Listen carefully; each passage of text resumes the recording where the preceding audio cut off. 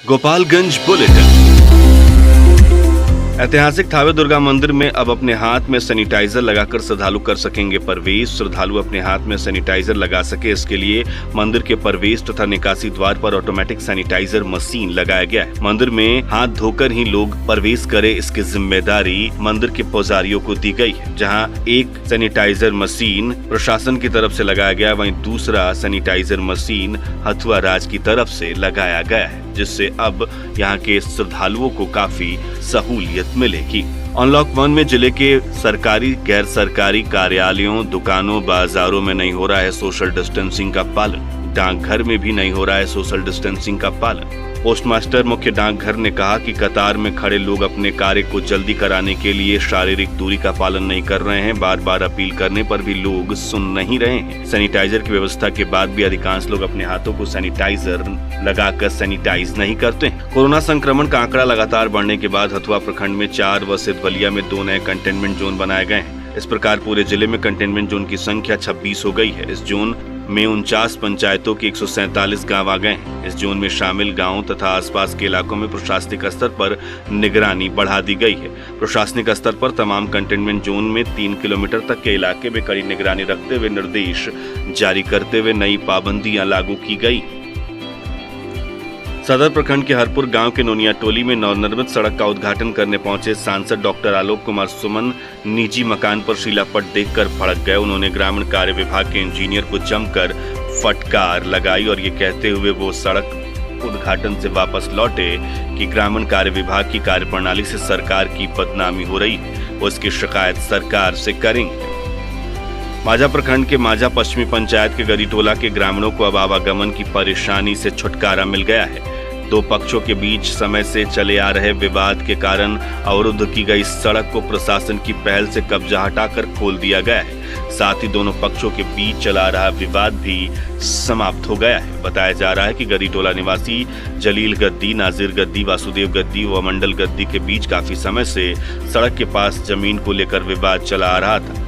इस विवाद में उन्होंने सड़क को अतिक्रमित कर रास्ता अवरुद्ध कर दिया था। प्रशासन की पहल के बाद से अब सड़क खोल दी गई है।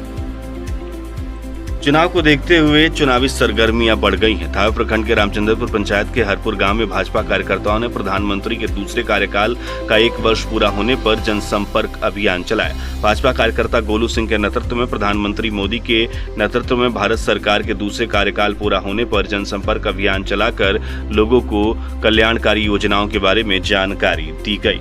उधर आगामी विधानसभा चुनाव को लेकर राजद ने तैयारियां तेज कर दी है। राजद कार्यकर्ताओं की बैठक की गई। बूथ स्तर पर संगठन को मजबूती की जिम्मेदारी कार्यकर्ताओं को सौंपी गई है। माझा प्रखंड अंतर्गत कर्णपुरा पंचायत के आंगनबाड़ी सेविकाओं को ICDS डिजिटल कैश निकासी भुगतान करने सहित मोबाइल से आंगनबाड़ी संबंधित कार्य किए जाने का प्रशिक्षण दिया गया।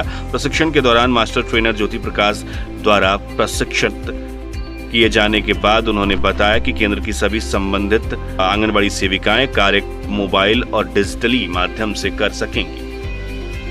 कुचायकोट प्रखंड के बलवंत सागर बाजार में चीन के खिलाफ लोगों ने जमकर प्रदर्शन किया। चीन के साथ हुई खूनी झड़प में शहीद हुए 20 सैनिकों को लेकर लोग उद्वेलित हो गए और चीनी राष्ट्रपति के पुतले को दहन किया। व्यापारियों और ग्रामीणों ने चीनी सामान का बहिष्कार करने का शपथ लिया और हजारों रुपए के चीनी सामान को आग लगा दी गई।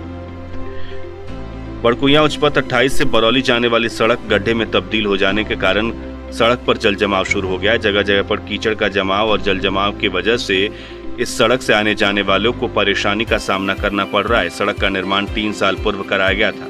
3 साल में 3 बार मरम्मत भी कराया गया। सड़क फिर भी जगह जगह से गड्ढे में तब्दील हो गई है। लोगों को काफी परेशानी का सामना करना पड़ रहा है। उधर शेख परसा पंचायत में मनरेगा योजना के तहत मजदूरों से कार्य न कराकर JCB से नदी की सफाई को लेकर सड़क के मिट्टीकरण तक कराने के मामले में सुमेर प्रसाद ने उप विकास आयुक्त से लिखित शिकायत कर आरोप लगाया है कि लॉकडाउन के दौरान गरीबों से मनरेगा का कार्य कराना था, लेकिन मशीनों से कराकर पैसे की बंदरबांट की गई है।